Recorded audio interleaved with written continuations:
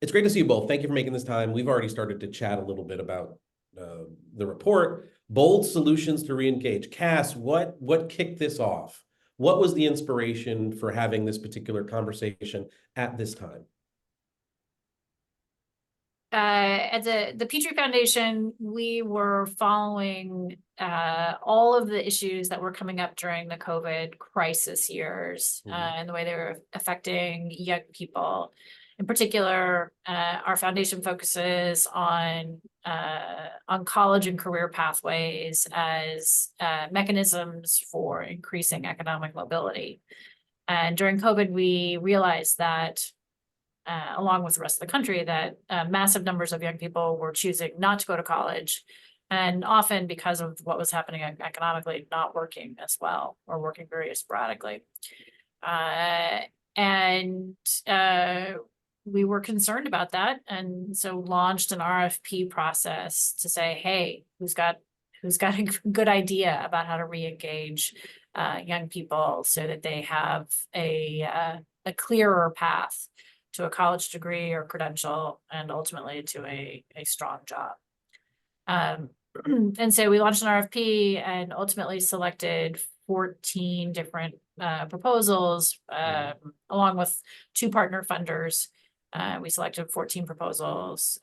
7 were planning grants and 7 were implementation grants. But it was really a set of experiments to say who's got a great idea and how might we then leverage those good ideas to help more young people move forward. And remind us, when was the kickoff? So in other words, what was the period? The grants started in late fall of 2022. Late fall of 2022. And David, you have been engaged for a lengthy period of time in thinking about workforce development, young adults' participation in workforce development, the connection to higher ed. The trend over time, and the pandemic had a lot to do with this, but the trend had been students were making other choices other than pursuing college. I'm curious how you were thinking about that. I mean, again, I know you were encouraged and enthusiastic about this particular initiative.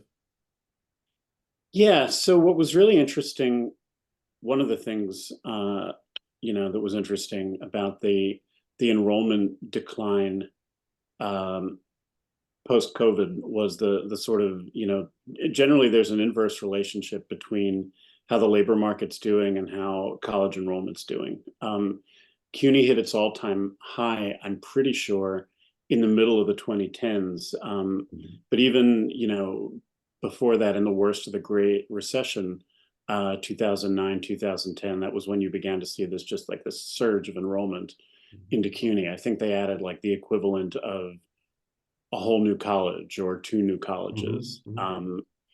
And it makes sense. Like when there aren't jobs available, then you sort of retreat to education and try to put yourself in position to take maximum advantage when the labor market recovers. COVID scrambled all those dynamics because,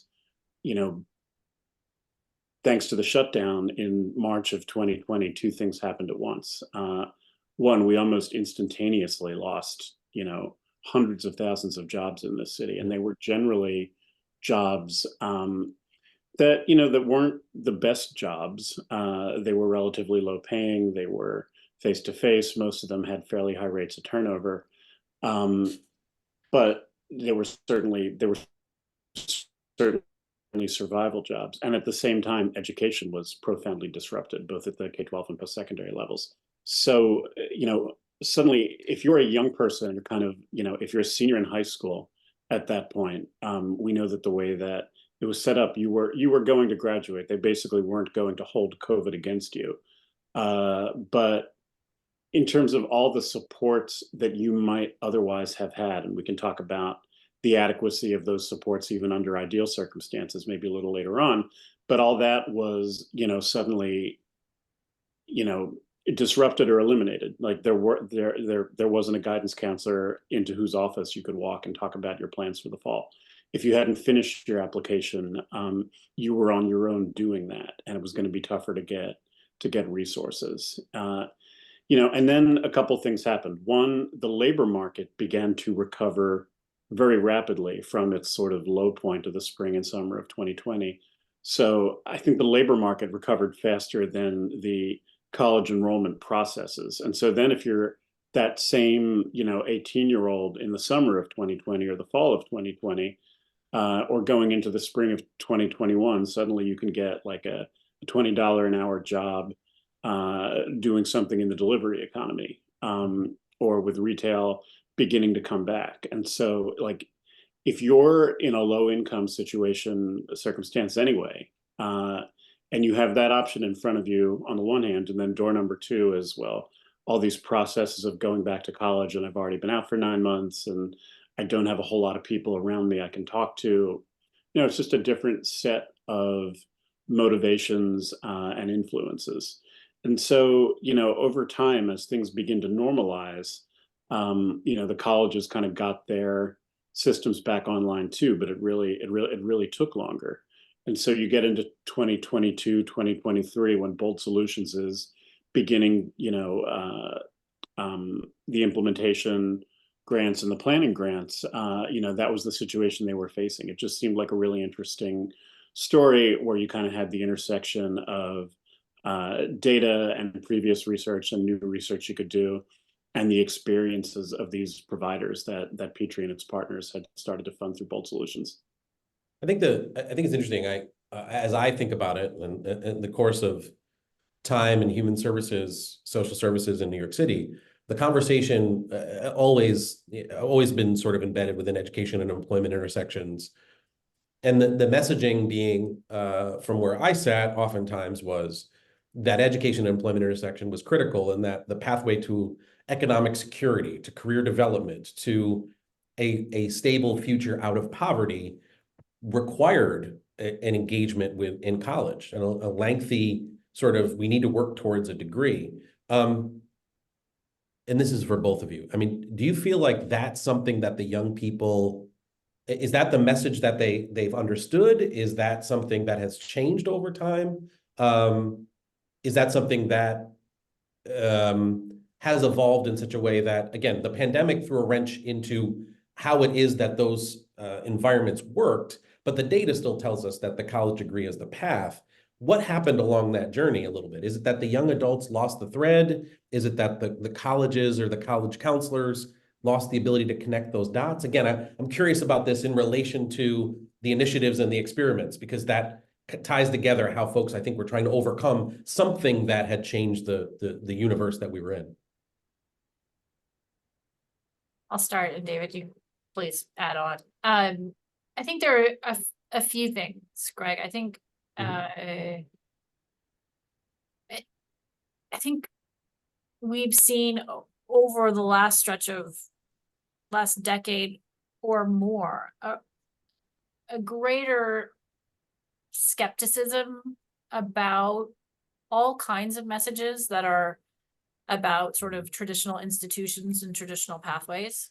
And I think that really was exacerbated during COVID, of like, everybody says going to college makes a difference, but I know somebody who that didn't work out for. I know somebody who didn't complete college.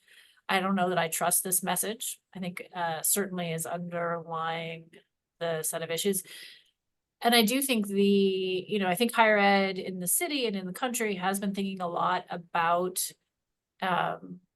completion rates, but there are a lot of people who start and don't complete, and that does undermine that big message. I think simultaneous, there's been a large national conversation about debt and about how expensive college is, both the opportunity cost. A lot of young people don't use those language, but sort of, why should I stop? Why should I give up a job right now for something in the future? But also just the absolute cost, and the fear of debt is very high. And for a lot of the young people that Petrie was thinking about, and that the Bold Solutions grantees are thinking about, many of them attend CUNY, and most students who attend CUNY don't take on debt. But the facts of that actually are irrelevant, because the conversation has been so prevalent about the challenges related to student debt. So the fear that they wouldn't be able to pay for college has really permeated the landscape. And I think there's I think there's a final factor that really was also exacerbated through COVID, which is students who were in high school and had disrupted high school during the COVID era. It really hit home. Many of them, I think I've never heard high school students talk the way we were hearing them of like, I'm not sure I'm ready. They recognize that they had lost some pretty valuable preparation experiences, learning and or social experiences. And so a lot of people were just not confident about their ability to go and be successful in a higher ed setting. So, David, I think some of those are lessons that you've crystallized for us. So I'm probably stealing some of your thunder there. I definitely was going to mention the point about, and to be fair, this was one that you pushed me on during the process of researching the brief, but the point about the gap between perception of debt and the reality of debt for CUNY students particularly. And we did look at the numbers, and the numbers are in the brief. Like there's just, it's not like CUNY students never have debt, but they are far less likely to have debt. And of those who do, the average amount is far lower, even than other students in New York State, let alone, looking at it nationally or comparing private colleges and universities to a public system like CUNY.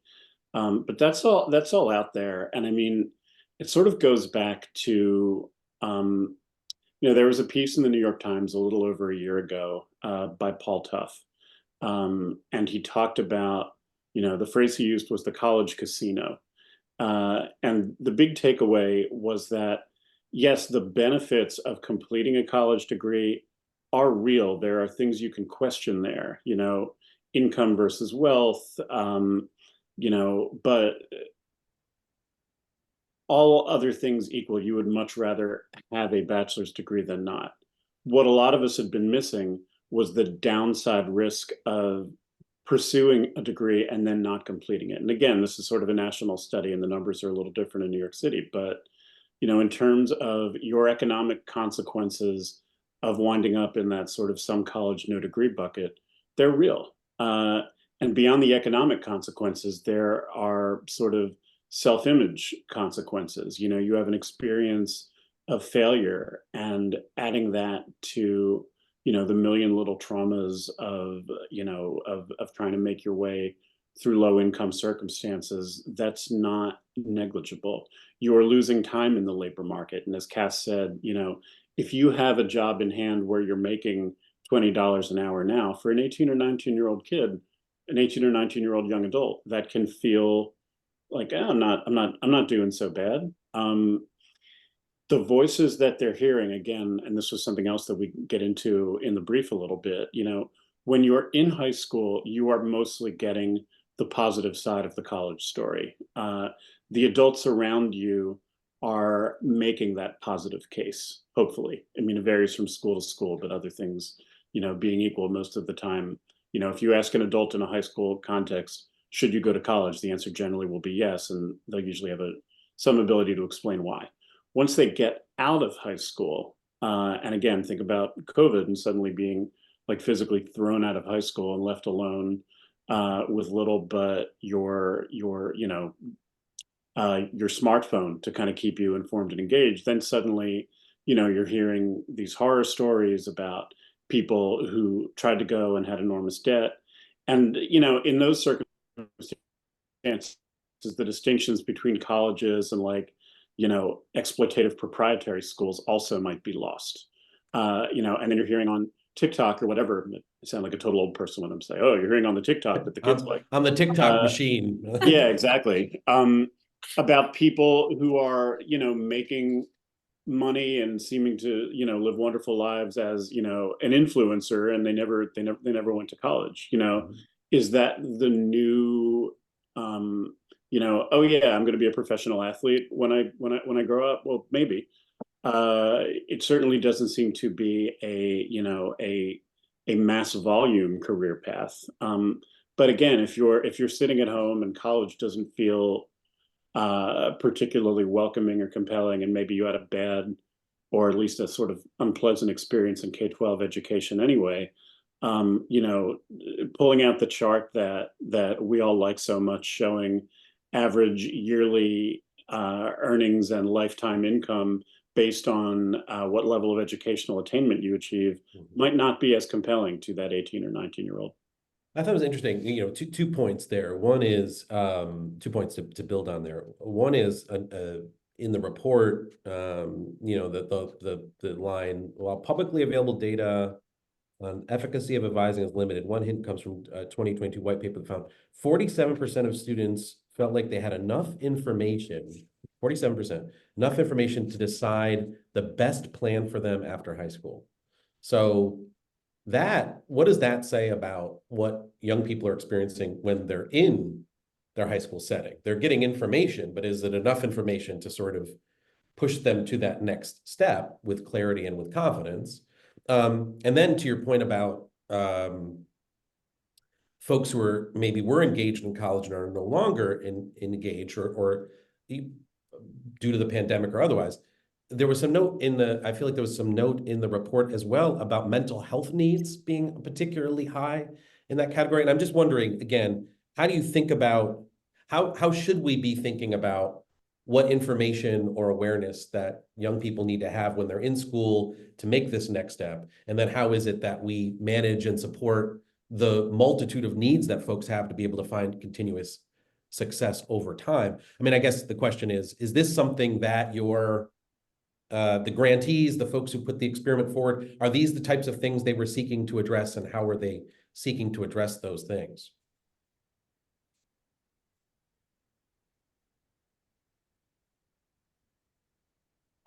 You asked multiple questions there. Maybe I'll start with the. It's a bad interviewing habit. I have That's okay. I have to be more I struggle with it. I'm learning in real time, Cass, how to do this. I'll start with the high school information question. And I don't remember what time frame that data point is taken from. Yeah. But we know that in New York City and nationally, the ratio of college advisor to high school senior or high school student is way too high. Way too, each person who is actually trained as a college advisor, is in theory supporting hundreds and hundreds of students, which makes it really challenging for students who don't have some kind of external information system as well, to be supported in making the kinds of really challenging decisions, complicated decisions that are involved. And then when you add sort of all of the disruptions that occurred during COVID on top of that, it's, students were really operating in the dark. And so it's not surprising that young people are saying they felt, a majority of young people felt like they didn't have enough information to make that decision well. And I think the kinds of decisions they need, or the kinds of information they need, really runs a pretty wide gamut. Everything from like, how will I pay for it? How do you make a choice among a whole set of options?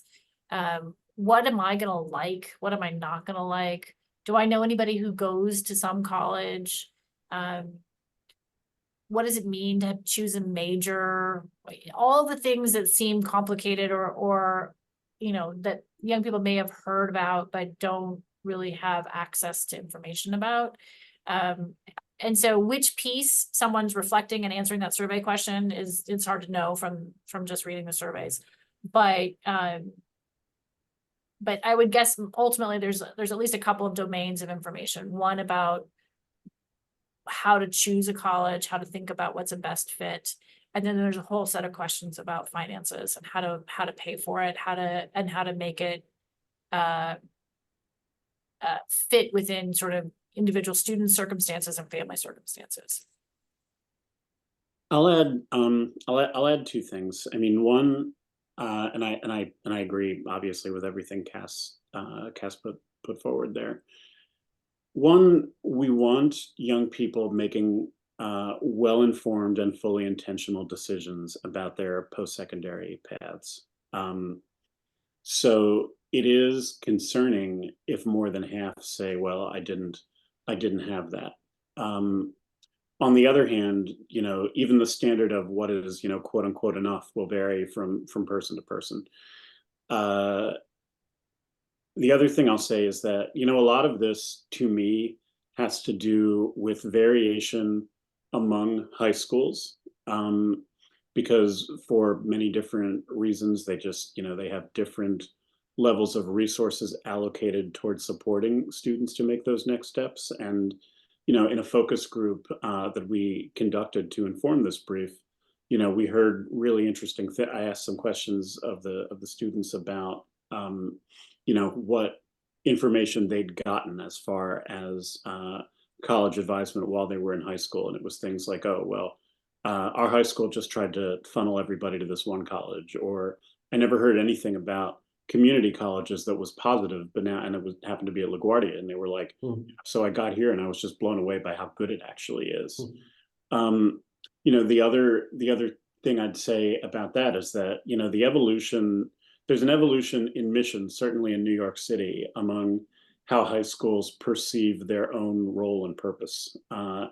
You know, when I entered this field back around the turn of the century, it was still, you know, the high school graduation rate was so low that, you know, goal number one, and this was around when Mayor Bloomberg came into office and won control of the public school system.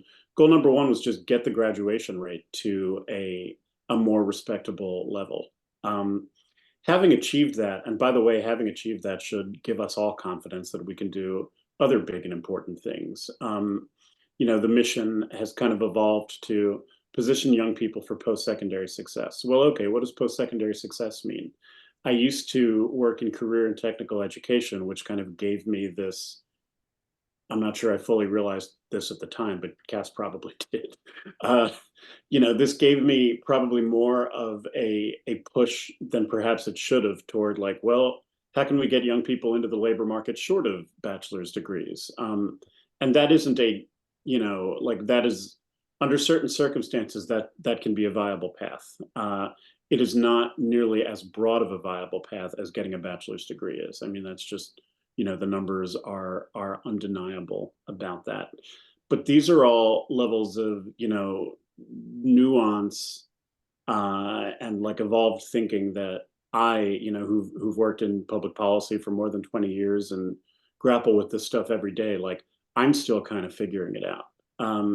I think it is a lot to ask of schools to kind of get there on their own in the absence of a clear mandate and really effective guidance from Central. And Central's still getting there too. I mean, this is a solvable problem, but it takes, you know, just as we want young people and their families to make well-informed and intentional decisions, we want our policymakers and systems thinkers to be acting with intention in terms of how they make it easier for young people to, you know, to make decisions that they can feel confident in. Well, that seems to be an interesting pivot point to talk about the findings. So, you know, what are the specific takeaways and recommendations that you sort of landed on? And David, you want to start with that, and then Cass, love to hear from you. What really stood out to you, or what struck you about the findings and recommendations? Yeah, I mean, I'll give you a couple. One thing that I thought was really interesting was Bold Solutions was agnostic in terms of working with young adults who had never enrolled or those who had stopped out and were open to coming back. But one thing we heard from the providers was that they had an easier time working with those who had stopped out. And, you know, between that and a couple other projects that I've been involved with, I'm starting to wonder if maybe college persistence is less of a telling indicator than perseverance. You know, this idea of, okay, I'm not actively enrolled right now, but I still completely intend to return. I haven't given up on it. And if there's a way to support that and almost make it easier to, you know, like we use the term in workforce on-ramps and off-ramps sometimes, we could make that easier in higher education as well. And that kind of goes to something else that I'll mention, which is that colleges, even the community colleges, which are sort of closer to a relatively lower income population, that will see more first generation students, et cetera, et cetera.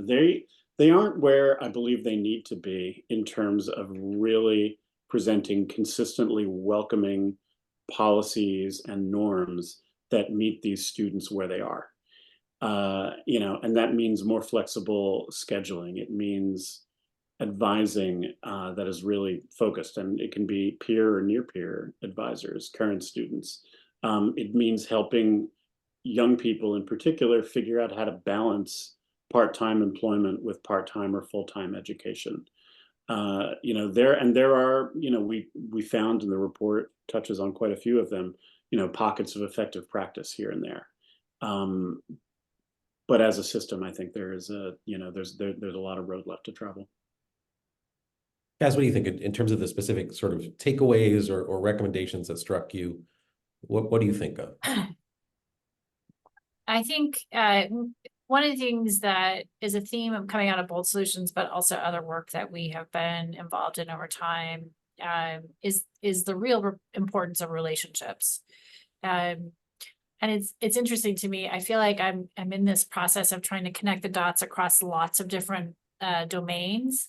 So in a real sense, what I mean by relationships is that students who were re-engaged and brought back into a pathway, often it was because they felt like they had developed a trusting relationship with an advisor, someone at the campus, a near peer advisor, but someone who they could, an actual human in which they could trust and ask questions of and engage with as they were kind of making this big life decision. So relationships are really important there. But I think we talk about in other domains the importance of relationships in terms of things like social capital when you're starting to either think about higher ed or think about careers. And those kinds of both kind of, close relationships and less close relationships are incredibly important as people gain information about, is this job the right path for me? Is this college the right path for me? So I think it's a real important lever for organizations and institutions and funders and policymakers to be thinking about that it's not just change a guideline, change a rule, even just fund a specific thing. It's attending to those circumstances which help young people develop productive relationships.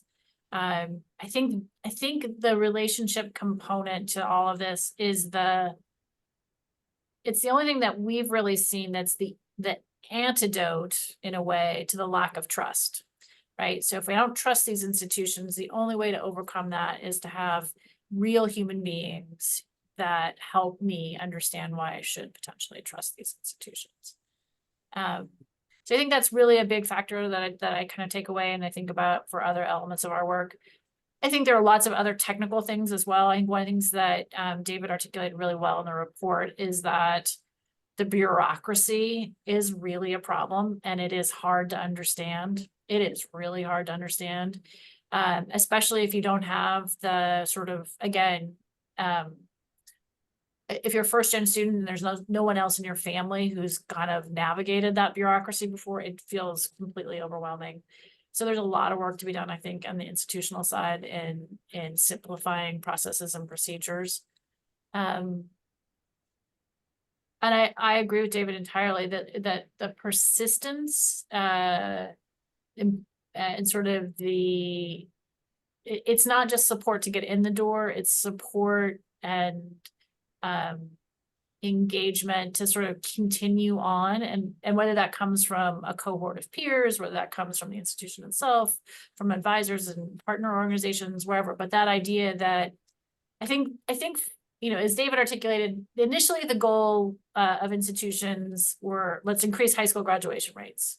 And then there was a goal of let's increase college going rates. Mm-hmm. And now we realize it's not just getting to the end of high school and it's not just getting in the door of a higher ed institution. It is both the skills needed to complete a degree, but also the support and the networks needed to complete a degree.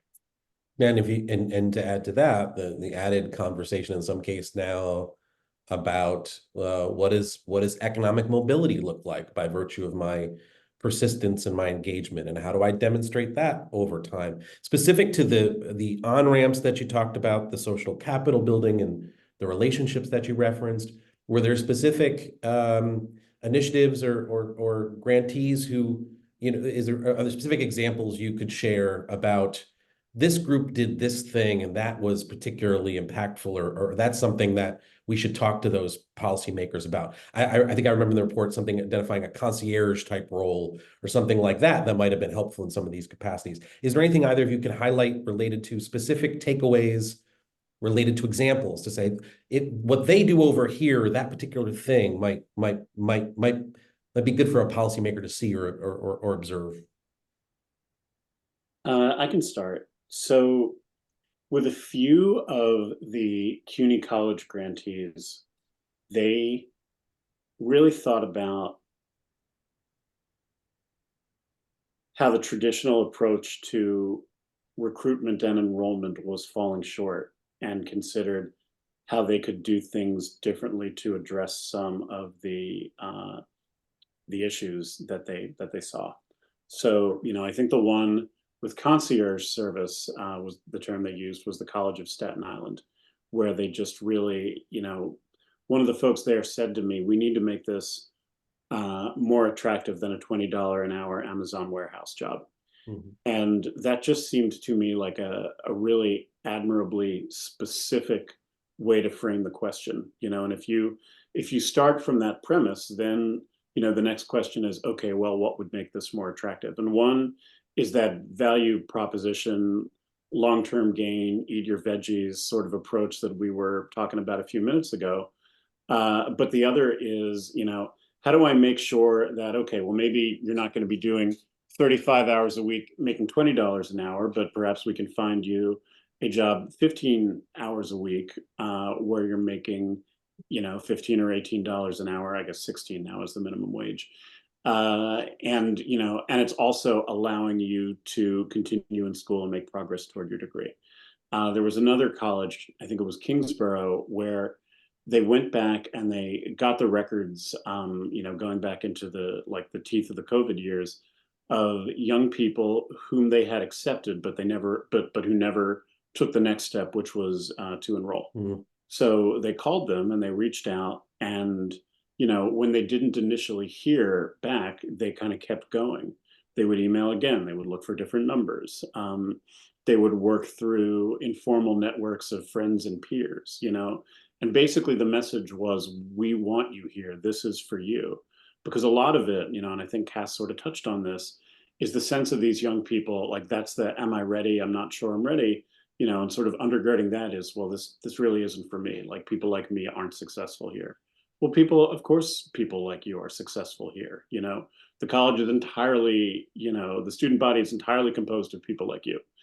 But if you've been in isolation and, you have various messages from the internet, maybe colonizing your brain in a way that isn't super helpful or productive or factually correct, you need that confidence boost. You need a human being to come along and say, no, you know what, I got you.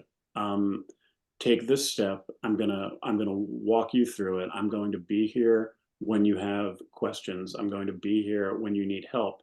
I have the information that will get you the help if I can't do it directly. I mean, everything Cass said about the primacy of relationships, the importance of relationships, that's 100% correct. And I'm coming to understand the role of systems and institutions as acting in such a way where human beings are best positioned to do good things for other human beings. That's the intersection between institutions and individuals. And if we can really figure out how to do that, then I think we'll begin to have a system that approaches, the values that we profess. That's right. What we aspire to be, that would be reflective of that. Cass, any on your end, any particular takeaways, specific approaches or examples that you want to highlight? I appreciate all that David just said. I think the only thing I would add in there is we did see as much as I've just talked about, or we've all just emphasized relationships, we did see the programs that were able to offer financial incentives. In particular for stopped out students, the ability to clear some outstanding balances that they might have, or some other financial barrier to get back in the door. And sometimes in the scheme of things, a relatively small amount of money, less than $1,000. For a student, that's not an insignificant amount of money. But when we talk about college, the cost of college generally, that's pretty minor. That makes a huge difference. And so it's important to think about when we're focused on economic mobility for young people in New York City or around the country. It's important to think about that path to where they're going, but it's also really important to remember that the reason we're thinking about economic mobility is because their economic circumstances are really fragile right now. And so the idea that there are fines and fees that can get in the way can really get in the way. And so not to counter any of the things that we talked about in terms of kind of mindset and relationships and competence and where folks are going. But I do think sort of the financial piece, the bread and butter piece, is also incredibly important and kind of was reinforced for several of the grantees as well. Well, I appreciate you sharing that as well. I want to be respectful of time. So if you have any particular final thoughts to button us up, I think that particularly that particular moment of that relationship building with addressing financial complexities is a very specific way of sort of saying, we welcome you. We're going to make it easier for you.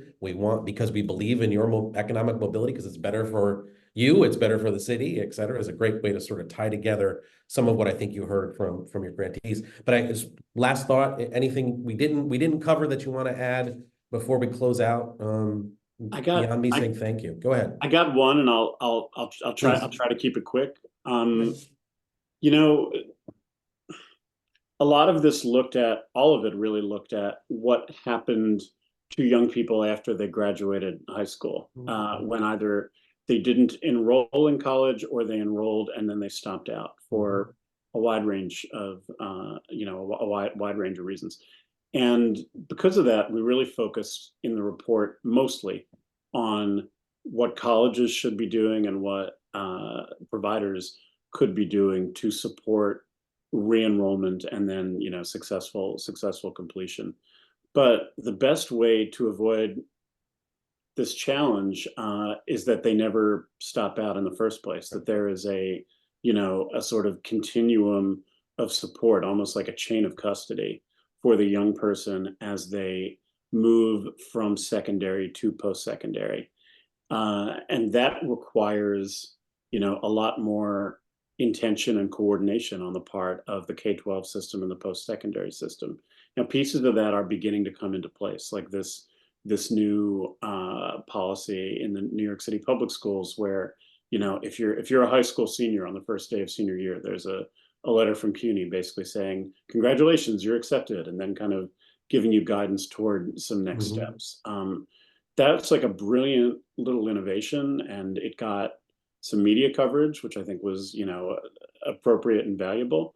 Now, how are we doing in building the infrastructure to fully support that, to make sure that young person never feels left in the lurch as they begin to apply to specific colleges, fill out the FAFSA, determine where they what they want to study, how they're going to pay for it, all of that.